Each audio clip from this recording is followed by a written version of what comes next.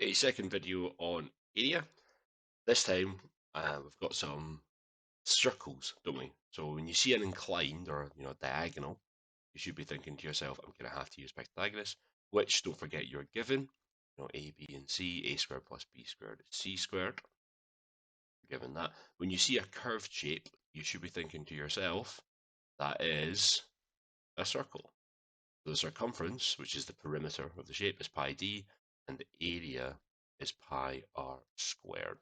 So this line around the circle, I might actually, just to be, so I'm not confusing you with how awful my shapes are, draw a circle. There we go, isn't that bad? So all the way around is your circumference, and the area is obviously the what's contained within. And you're given those equations, so don't worry. But the minute you see that, you should be thinking circle. So calculate the area of the running track. So this is a running track here. Now when we see this, again, we should be thinking, got a shape, but there's a hole in the middle. So what I need to do is do the whole shape. So I'm looking at this entire shape. So that's like my kind of outside of my shape. I want to know everything that's contained within that, and then I'm going to take away this middle section in here. And so the whole thing, imagine there wasn't this hole in the middle, and then I'll take away the middle bit. When you see those blanks in the middle of the shape, that's what you're thinking. So let's think of the total shape, the kind of big shape. Okay? The bit that's contained within the green. I've got this semicircle, a semicircle here, and then you've got your rectangle in the middle, and then you've got another semicircle. So in English, I could say, well, that two semicircles are going to add together to give me a full circle, and I've got a rectangle in the middle. So let's think of I'll do each one. I'll do it separate. I'll say I've got a semicircle plus a rectangle plus a semicircle just to keep it the same as the diagram. So this semicircle then, all the way around here, I need to know what is my radius. So I'm going to do pi r squared. What is the radius of the circle? Well, that is the diameter. It goes from edge to edge, which is 90.7. So half of that is going to be my radius. So it's going to be pi. That's going to be 45. The diameter of the radius can be 45.3. Half of that, okay? So times 45.3 squared. And that'll be the same over here as well. 45.3 squared. So that would be us working out this entire section. Okay? Absolutely. And the rectangle is quite easy. We've got a 84.4. So plus 84.4. I'm going to multiply that by the height, that's my width, 84.4, and the full height is 90.7. I think visually it's slightly tricky because you've got these two kind of competing shapes. I think the kind of curves and stuff, there's a lot of lines in there. You see why you might look at that and think that's a bit odd. But really, we've just got I'll just take these off just now. Really you've just got a very big semicircle. That's this bit in here. I'm going to do this full section. If I shade it like that, it might look a wee bit more like a normal semicircle. And that's the same as this one.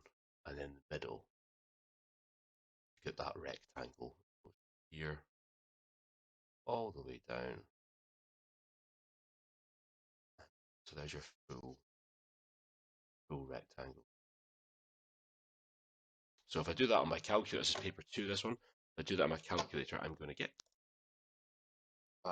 get, oops, from pen, 14101.9. That's in your square. The other thing I made a mistake here, just watch, that's a semicircle, so that's half and half.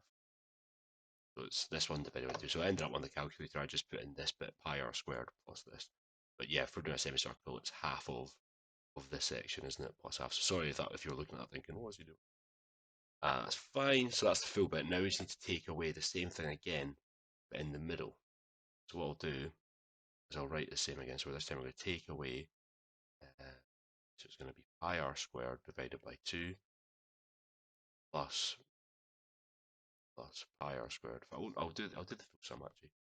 exactly the same as what we just did. The radius of this small one is going to be half of, so 73.6 divided by 2, 36.8 squared. So that's my radius for the small circle. 36.8 squared times and times. And this time we've got 84.4 and it's 70.6 is the height of the rectangle. Just want this height. 84.4 take away 3 times 73.6. So try that in your calculator and you should get. So you should get this. Take them both away from each other. I'm left with that. I just noticed I'm a tiny bit out, and it's because, silly me, bit early in the morning, just having a quick look. That should be 3.5, shouldn't it? So thinking half of 7 isn't 3. 3.5. There you go. So sorry if you were screaming at the thing. So let me just. I'll run those numbers again. Give me 2 seconds. There we go. That's better. What silly mistake. Silly mistake. Early in the morning. This is what happens when you just getting warmed up. Just getting warmed up. So there we go. Final answer. Final answer. So on this one, I think the thing to remember really is don't be like me. Don't make silly mistakes with your radii. Halving numbers. And it's circles. Pi r squared for the area of the circle. And if you see a cutout in the middle, you're looking at doing a takeaway. So I've got 2 seconds. Just take your time with those steps. So if I did that first time round, I would have lost 1 mark for putting the wrong radius down. So they mark to lose. But everything's all laid out and you would get carry on marks for these. So if the rest of it was still correct, but based on that wrong answer, that's okay. So don't worry about it. Nice one. Okay, let's see if I can get this one. This is very similar to what we just did above, area of the lawn. The only thing that's different with this question, these little lines. These mean those 2 sides are the same length. That's going to give me 10 in there. How do I get the area of a triangle? Well, it's a half base times height, isn't it? Area is a half times the base times the height. I know that my base is going to be 12. I don't know what the height is, so I have to use Pythagoras. See, again, that's the third question I roll reversed from Pythagoras. It's that little shape in there, isn't it? So the base is going to be 6, which is half of 12. I know that's 10. I'm going to find the height. So I'm going to say that x squared is 10 squared to take away 6 squared. So it's our old friend, the 4, 6, 10. Okay, so that's going to come out as 400 take away 64. Run that space there. 100 take away 64 will be 36. So x will come out. So not 4, 6. Wait, I'm brushing again.